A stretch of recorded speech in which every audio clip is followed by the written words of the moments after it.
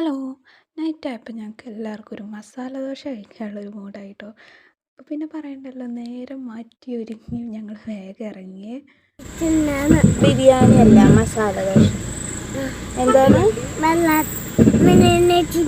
മസാല ദോശ. എന്താണ്?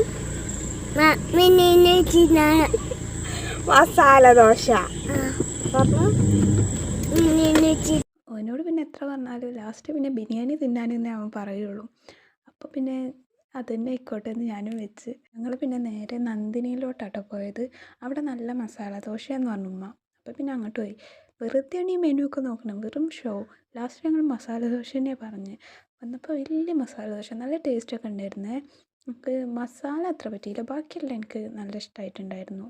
കുറച്ച് ഉപ്പ് കുറവുണ്ടായിരുന്നു മസാലയിൽ. പിന്നെ ഒരു ഉഴുന്നുവടയും കൂടെ മേടിച്ചിട്ടുണ്ടായിരുന്നേ. നല്ല ചൂട് ഉഴുന്നുവടയായിരുന്നു, എനിക്ക് നല്ല ഇഷ്ടമായി. ഈ ഒരു സംഭവം നല്ല പണിപാളിയ സാധനമാണ്. തൈര് വടയാണ്. അനിയത്തിൻ്റെ എക്സ്പ്രഷൻ കണ്ടറിഞ്ഞിട്ട് എത്രത്തോളം അടിപൊളിയാണ് ആ സാധനം എന്ന്.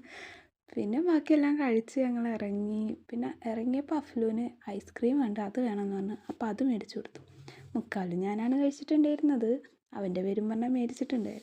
അനിയത്തിക്ക് പിന്നെ ഈ വക മസാല ദോശ, ഐസ്ക്രീം, ആ വക ഐറ്റംസിനോടൊന്നും വലിയ താല്പര്യമില്ല. അപ്പോൾ അവൾക്ക് വേണ്ടിയിട്ട് ബർഗർ മേടിക്കാൻ വേണ്ടി ഞങ്ങൾ സ്മൂത്തിയിലോട്ട് പോയി. പിന്നെ അവിടെ വെയിറ്റിംഗ് ടൈമിലുള്ള പണികളൊക്കെ ആയിരുന്നു ഇത്. പിന്നെ ബർഗറും മേടിച്ച് നേരെ വീട്ടിലോട്ട് പോന്നു. ആൾക്ക് ഇങ്ങനെയുള്ള മസാല ദോശ ഐറ്റംസ് ഒന്നും വലിയ ഇൻട്രസ്റ്റ് ഇല്ലാത്ത ടൈപ്പാണ്. പിന്നെ വീട്ടിലെത്തി അവളുടെ ബർഗറിന്ന് ഓസിക്ക് മേടിച്ച് കഴിച്ച്. അപ്പം എത്ര ഉള്ളൂ. ഓക്കെ, ബൈ ഡാ.